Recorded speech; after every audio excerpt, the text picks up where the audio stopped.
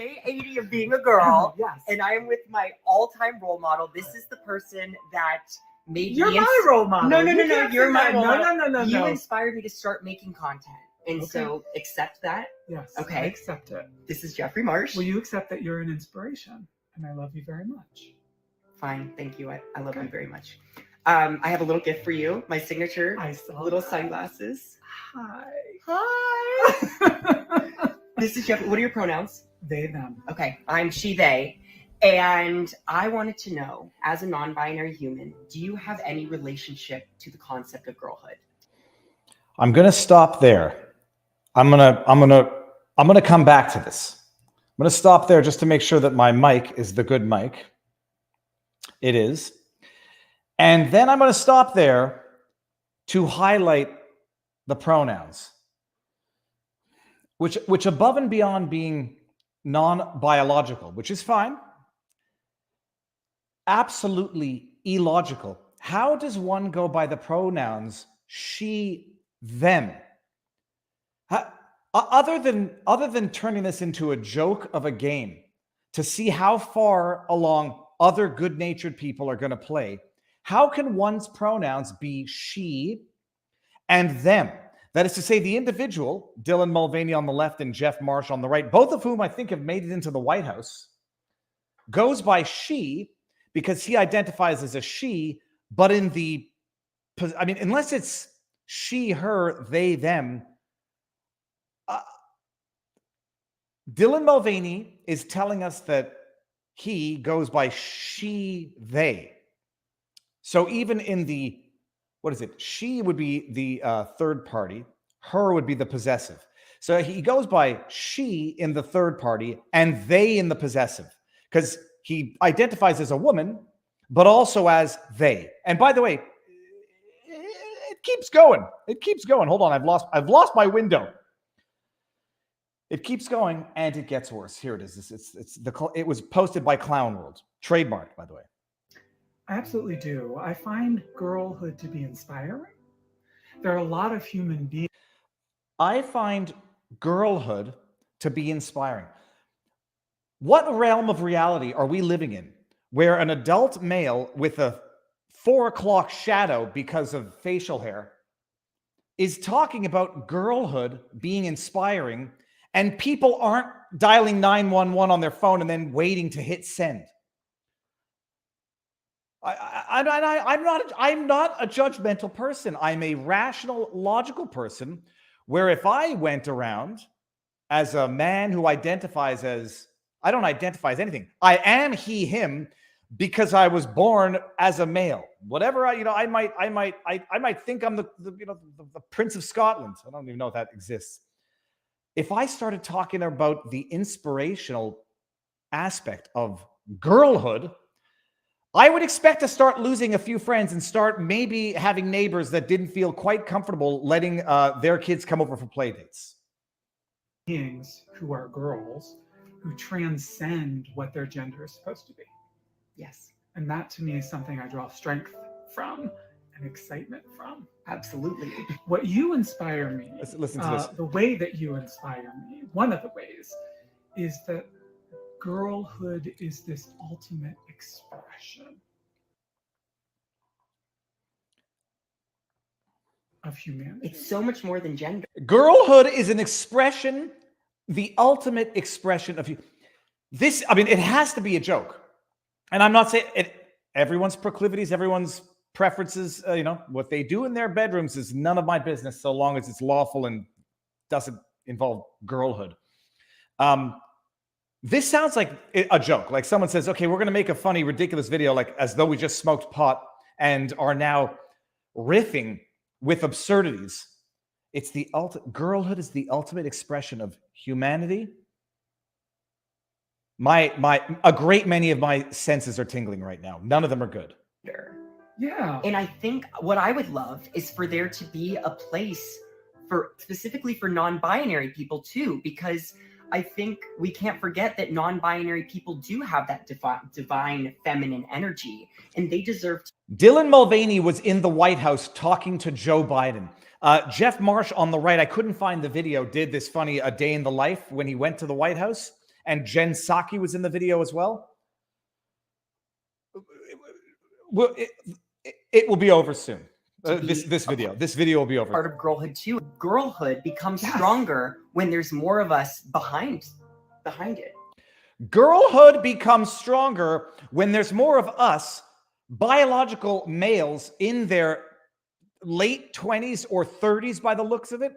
Girlhood becomes stronger when there's more of us behind it. Make it make sense. It can't. And I'm going to end after this next bit here. Only certain people are allowed in, Only certain people are allowed in. but who's allowing? That's the real question. Only certain people are allowed in to girlhood. But who's doing the allowing?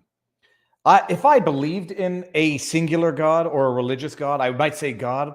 If I believed in semantics, if I were sort of a Chomsky-esque sort of linguist, I would say language defines it. If I were a logical adult, I would say it's obvious and no one needs to ask the questions. And by asking the question, you're making me feel a little bit uncomfortable. Who gets to be involved in girlhood?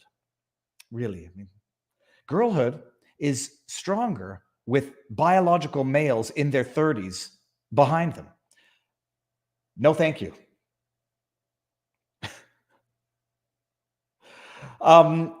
These are now. If this is not what someone does in their spare time, someone just expressing their beliefs. These have become influencers of presidents. Dylan Mulvaney sat down with the president and is now talking about things, the role of biological males in their 30s in girlhood.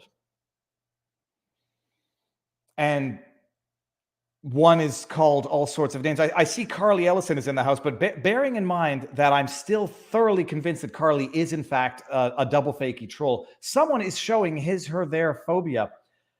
Carly, I don't know if you have kids, but if you don't find it a little bit uncomfortable to see adult men talking about enjoying the joys of girlhood, you can call it phobia.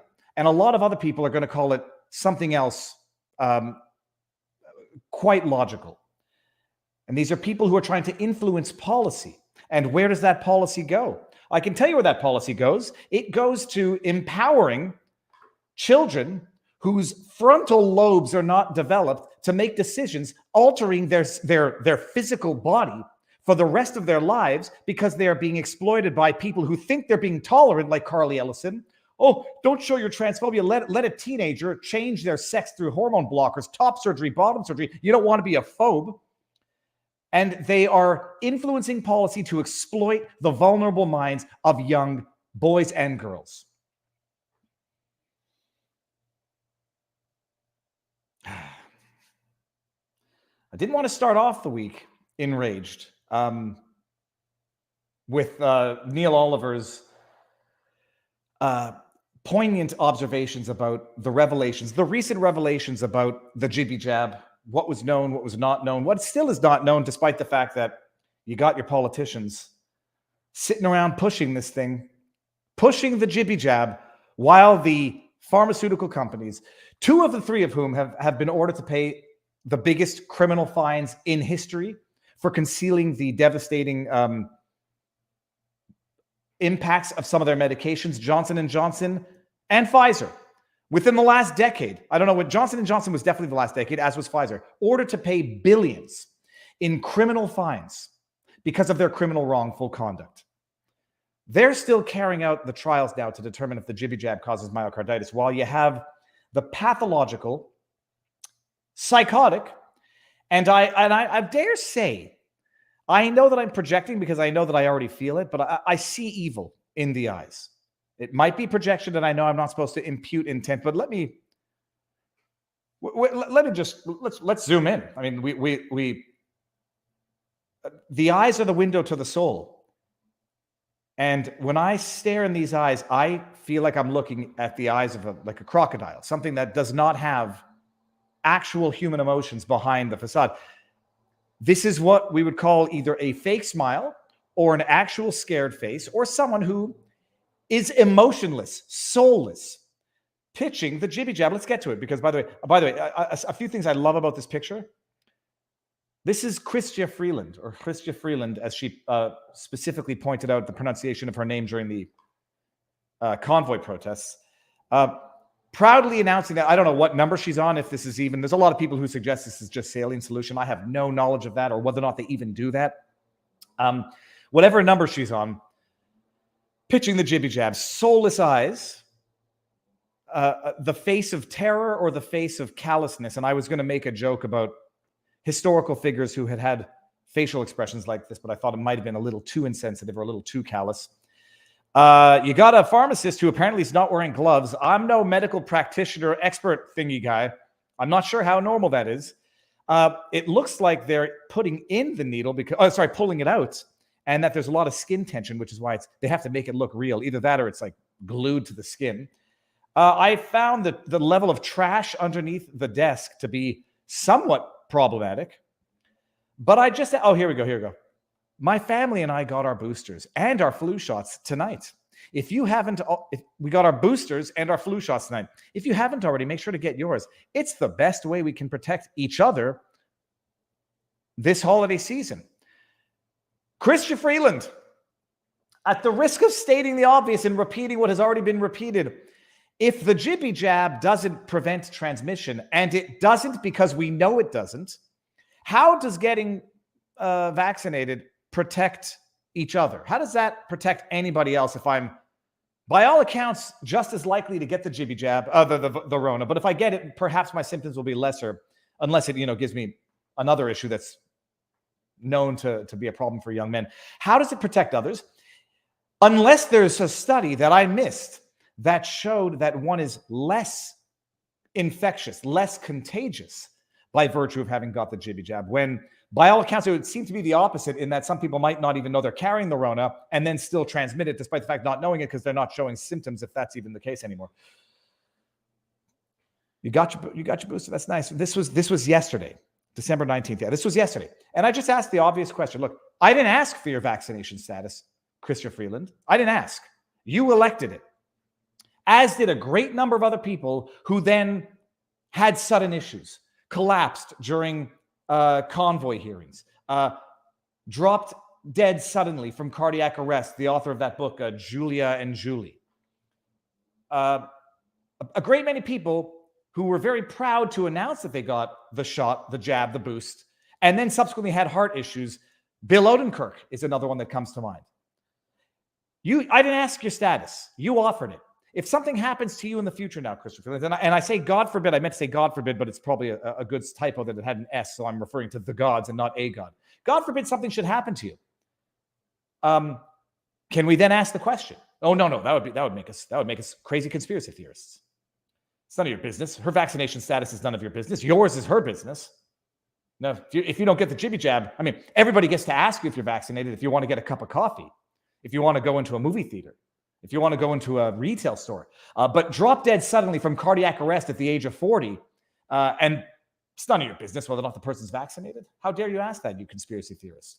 So you've made a public announcement, as have a great many other people who subsequently had sudden problems. Do we get to ask the question then? All right, well, that rant went longer than expected.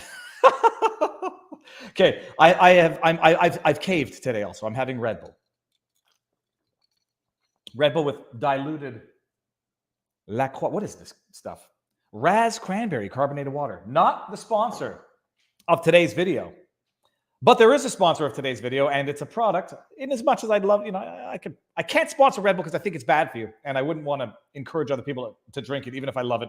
I have bad unhealthy habits. Today's sponsor, everybody. Shout out Home Title Lock. You all know them because I've been talking about it for a while. Because many of you know that we are new. We're not emigres to America. I'm still a Canadian citizen. I'm on a visa for 3 years, which I may choose to renew in 2.5 years' time, or choose to turn into a permanent resident application status if I so try. We'll see. Got to see what happens with the world and with Rumble. But we've moved down for at least 3 years as of the time that we moved down. One thing I discovered when we got a place is it's a Wild West, especially out in Florida, but in America, there's a Wild West for a great many things. Health insurance, car insurance, home insurance, and from what I learned, home title fraud.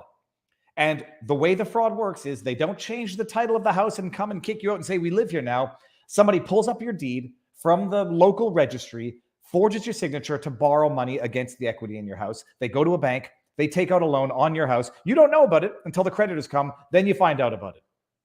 Home title lock basically is 24/7 digital surveillance. Someone goes and pulls your deed for no good reason. If they pull your deed, you're going to get notified. There's going to be a freeze, and no one will be able to borrow against your house. So you're not going to get stuck holding a big empty bag of dirty dog do of a debt. I asked our home insurance if it's legit threats and legit protection. Was confirmed that it is. Spent time on the phone with them. Home title lock, $19.95 a month. If something happens, someone pulls your deed, you get notified. No one can borrow against your house. They offer $250,000 in legal defense should something happen. People's homes are typically their biggest asset. So for the $20 a month, it's well worth the protection. HometitleLock.com/Viva, and promo code Viva will get you a free title assessment. And then after that, $20 a month to sleep well at night.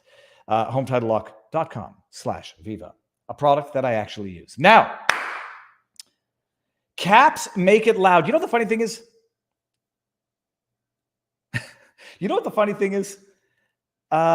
Caps make it loud, but they also do make it easier to read. And I don't actually ever read caps as screaming. I read caps as my aunt is writing. She's 80 some odd years old, and she can't read it. She can't see that well, so she writes in caps, and I just see it as a loving thing. Who is that clean-cut chap in the ad pic? Why, that was Viva Fry when Viva ran for federal office. Troy Pacelli, thank you very much. That was when I ran for federal office. That picture was taken in front of my house, my former house in Montreal. My wife took it with an iPhone, ran for federal office. If you can imagine, that picture is from September 2021. Things have grown, changed a little bit since then. Oh, loud and proud. Jenny Howe, thanks, Viva, only 52. I think we're talking about it. Oh, I get it now. And now look what's happening. We break up your monotony. Viva, the Trudy's jab refugee. Well, okay. Oh, yeah, by the way, about those super chats, YouTube takes 30%. So if you don't like that, we should be and or are, in fact, simultaneously streaming on a Rumble, where we will be going exclusively, I don't know, in a few minutes.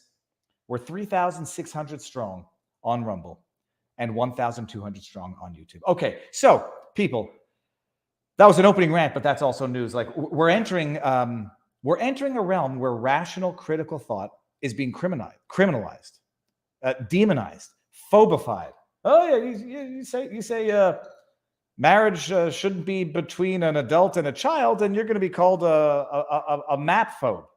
We're living in a world where words are being criminalized, logic is being criminalized, and criminality is being normalized.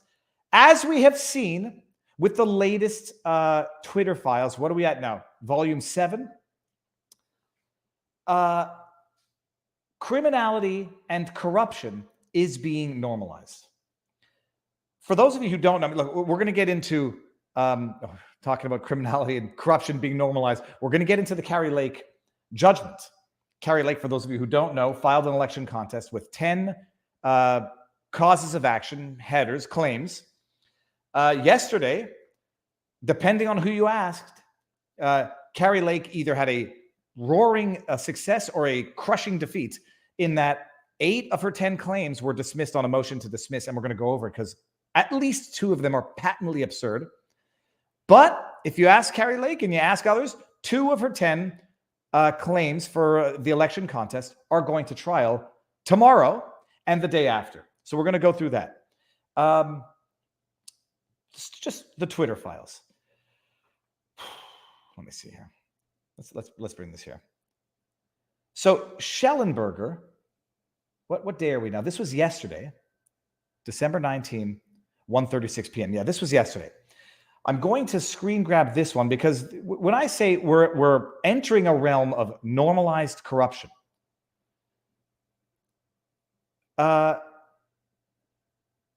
we have entered a realm where social media is not just being influenced by government actors.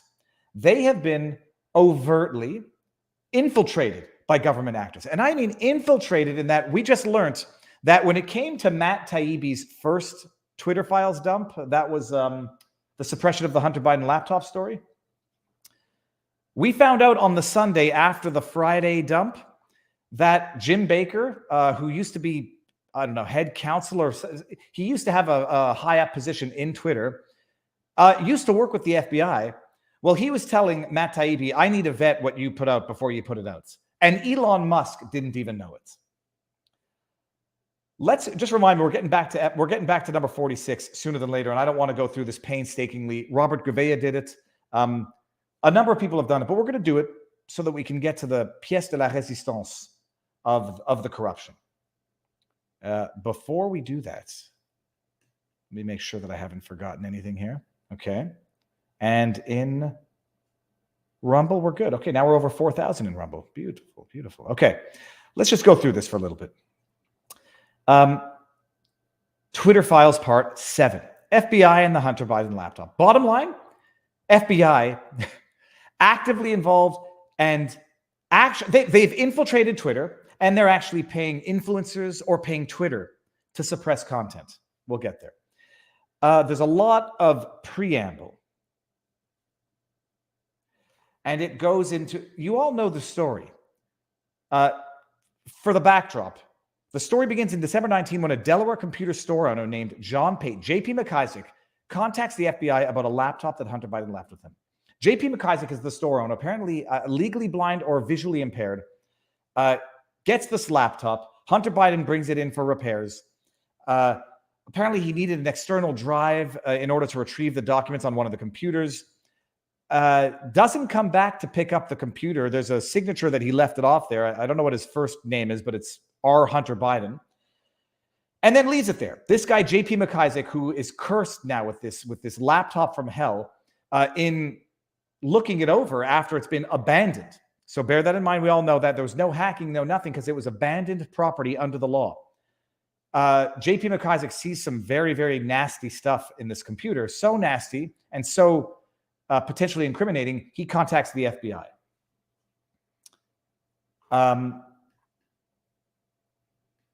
FBI has this from, what was it, October 2019? December 2019. So December 2019, December to January, February, March, April, May, June, July, August, September. So damn near a year they had this. Before the New York Post writes its article, October surprise 2020, right before the elections. So the FBI has known about it. They've had it. They've known about the authenticity of it.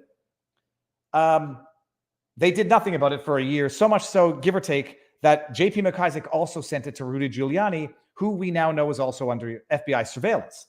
We're going to get back to the FBI surveillance after all of this, because it's not just a question of the FBI not acting when they had the information, lying to the general public about the provenance of this computer, meeting with Twitter, Facebook, social media to suppress this computer, surreptitiously, paying members of Twitter to suppress the story. Apparently, we're going to get there. This is the same FBI. Recall, Kleinsmith, FBI lawyer, falsified evidence to falsely modify the status of one Carter Page as not being an asset when he was a CIA asset, so that they could obtain the unlawful renewal of an unlawfully obtained FISA spy warrant on Carter Page so they could spy on Trump in 2016.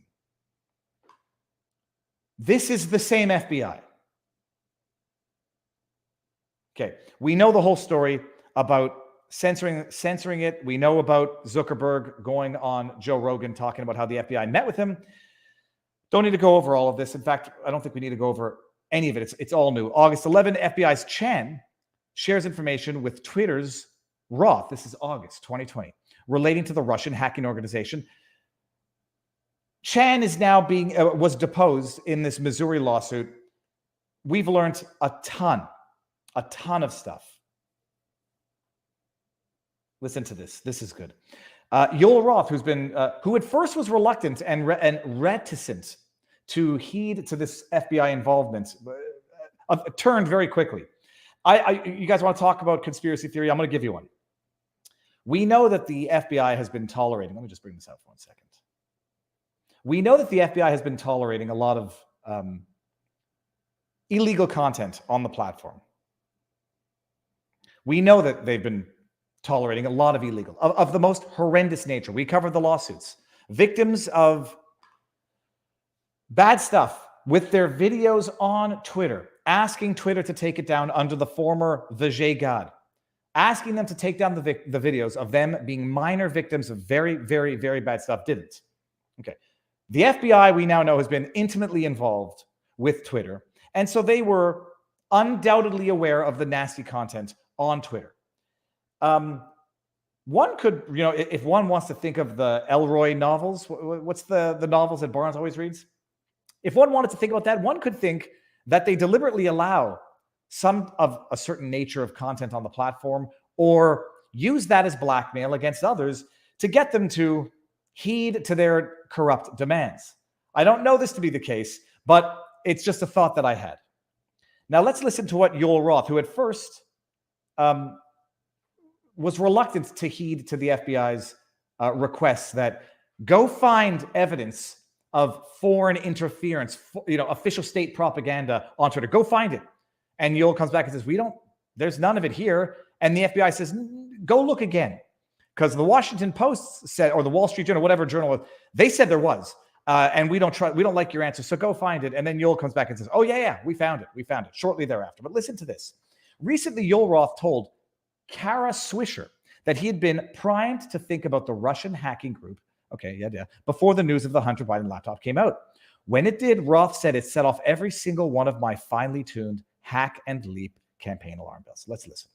We learn about DC leaks, and we learn about the intersection between APT-28, a unit of Russian military intelligence, a hacking group. And so the morning of the Hunter Biden story in the New York Post happens, and it was weird, right? We didn't know what to believe. We didn't know what was true. There was smoke. And ultimately for me, it didn't reach a place where I was comfortable removing this content from Twitter. But it set off every single one of my finely tuned APT-28 hack and leak campaign alarm bells. So it looked possibly problematic. Everything about it looked like a hack and leak. We learn about DC. You know what the only problem? Stop. Do you know what the only problem with that is? And how do I get out of that? There we go. You know what the only problem with that is? It set off every one of Yoel's hack and leak spidey senses because he had been primed to think that by the FBI. By the way, the idea that he had been psychologically primed to think something by the FBI, that's interesting. Psychological manipulation, the use of human nature to get the response you want out of your subject without telling them how to respond specifically. Sounds like something intelligence has done in the past consistently, but set that aside. Yoel had been primed by the FBI. You know the only problem? The FBI knew that it was all authentic. They knew by that time that it was legit, authentic information, emails, highly, highly damning stuff, not just the smoking crack and the foot jobs from someone who looked like they might have been underage, but isn't, from what I've been, from what everyone says. Apparently the person was 19 years old. This is according to Marco Polo. So some people, you might not want to repeat that piece of misinformation, but it doesn't look good. But set aside all of the awful, but not still illegal, but not corrupt stuff, although it could be easily used for blackmail. They knew about the emails disclosing Hunter Biden's business relationships with China. Joe Biden now had demonstrably lied about it, unless he didn't lie when he said, I don't have any knowledge of my son's dealings because I've forgotten them because I'm demented. Give him the benefit of the doubt. When he said, I don't know anything about my son's business, I've never had any involvement with it, they knew it was a lie. The FBI, after having primed people to do their lying for them, knew it was a lie. It knew it was authentic. But they get, psychologically weak individuals, prime them to have a response so they can then do it. And they did it of their own volition. It wasn't the FBI telling them what to do. Or was it? This is number 25 from Schellenberger. In August 2020, FBI's Chan asks Twitter, does anyone have the top secret clearance? When someone mentions Jim Baker, Chan responds, I don't know how I forgot him. An odd claim given Chan's job is to monitor Twitter, not to mention that they worked together at the FBI, because James Baker, who has his own history of problems, going back to Sussman, works at the FBI. That's called infiltration. Oh, no, he's not an FBI agent anymore. Now he's a Twitter executive who's rubber stamping FBI requests of that social media company at which he's an executive. Who's Jim Baker? He's the former general counsel of the FBI 2014 to 2018 and one of the most powerful men in the U.S. intel community. Baker has moved in and out of government for 30 years, serving stints at CNN, Bridgewater, $140 billion asset management. Okay. As general counsel, Baker played a central role in making the case internally for an investigation of Donald Trump. But that was 2016. He's out of the FBI now. The old expression, you're never out of intelligence. Baker wasn't the only senior FBI exec involved at the Trump investigation to go to Twitter. And then some others did. Infiltrated. Let's just skip through all of this. We know the rest.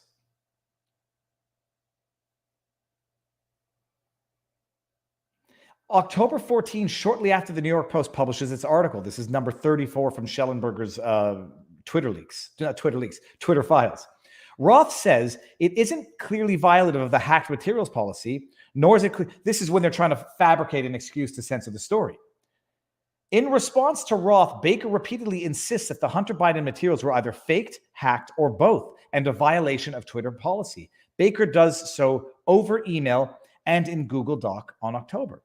Baker, he's not in the FBI. He doesn't know that the FBI knows that it's real. Bullcrap. Jim Baker, one additional comment. I've seen some reliable cybersecurity folks question the authenticity of the emails in another way, i.e. there is no metadata pertaining to them that has been released, and the folks look like they could be complete fabrications. Do we understand what's going on right here, by the way, everybody? This is the information laundering that we see with the wrap-up smear type stuff. Oh, I've seen some reliable cybersecurity folks question the authenticity of it. They didn't say it was fake because that would be a lie. They've questioned the authenticity of it using legit. Oh, well, we haven't seen the metadata. And those people that we've seen question the authenticity of it, those 52 liars in the intel community who signed the letter, I presume that's what they're referring to. They make a lie that they know to be a lie. They publish it. It's in the news. You get Jim Baker, who's an FBI, ex-FBI, ex-FBI, ex-intel, working as an exec in Twitter, saying, oh, I saw some people online say something, and therefore it becomes the basis for him to say, well, now we can justify this internally. That's information laundering. It's a wrap-up smear iteration. You leak fake news. You rely on the publication of what was fake news when leaked to say, look, I saw this published, to then move on, which is basically what they did with the PP dossier to get the spy warrants against Carter Page and Trump. And they do it right here. You got Baker, who's neck deep and will always be neck deep in the intelligence community, knows damn well that it was authentic, saying, I didn't see the metadata, so I don't know. And I've seen people say it might be fake. I mean, you can't make fun of Russia anymore. I'm sorry.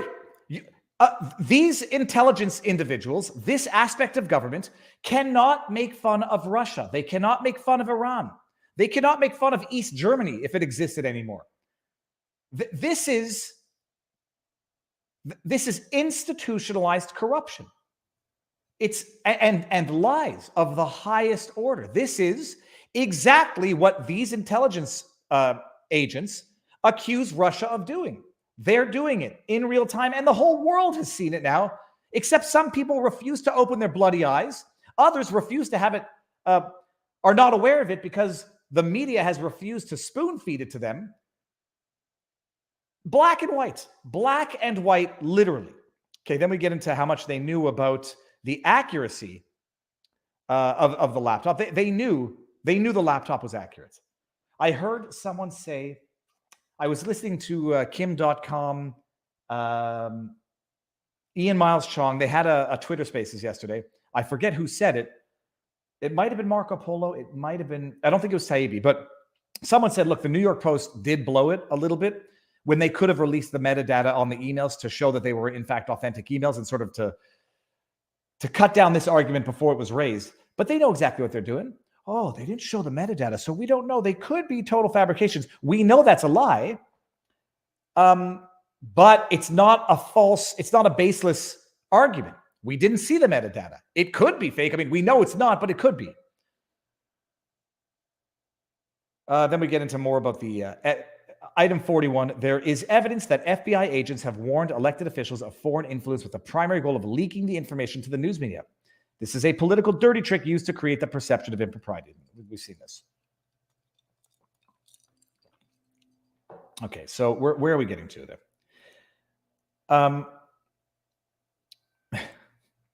How do you get the wrap-up smear?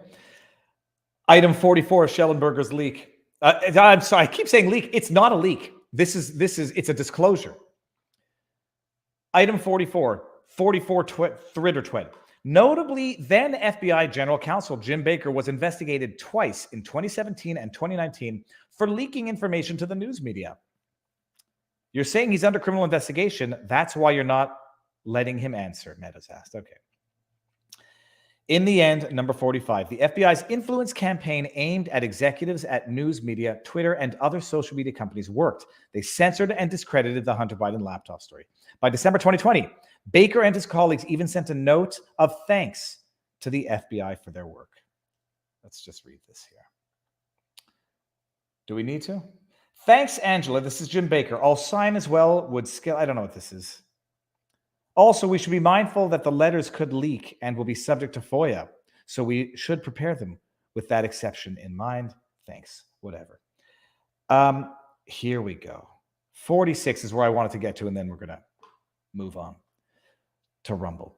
46. The FBI's influence campaign may have been helped by the fact that it was paying Twitter millions of dollars for its staff time. Quote, Jim Baker, early 2021. I am happy to report we have collected $3,415,323 since October 2019. Exclamation point. Just see what this is here. So Jim, FYI, in 2019 Scale instituted a reimbursement program for our legal process response from the FBI. Because all of this takes a lot of time. When the FBI comes to you and says, you got to go through your documents and find the answers we want. Well, that takes a lot of time. So we'll reimburse you for that time. So it's not just a wasted expense of time. Prior to the start of the program, Twitter chose not to collect under the statutory right of reimbursement for the time spent processing requests from the FBI. I'm happy to report we have collected $3.415 million since October 29. This money is used by LP. Who's LP? For things like TTR and LE training tool. Okay.